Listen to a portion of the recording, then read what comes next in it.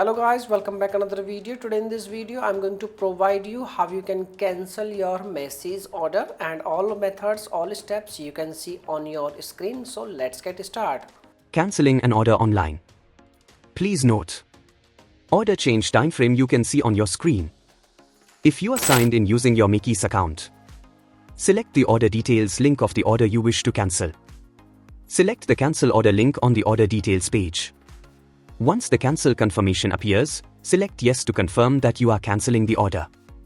You'll receive an email confirmation that your order has been cancelled. And you are done.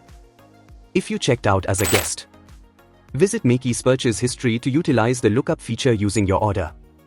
Select the cancel order link on the order details page. Once the cancel confirmation appears, select yes to confirm that you are cancelling the order.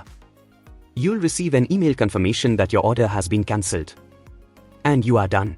Dear friends, by using this method you can easily cancel your Macy's order. Hope you like this video. If yes, please hit a like button, and thanks for watching this video. Bye bye.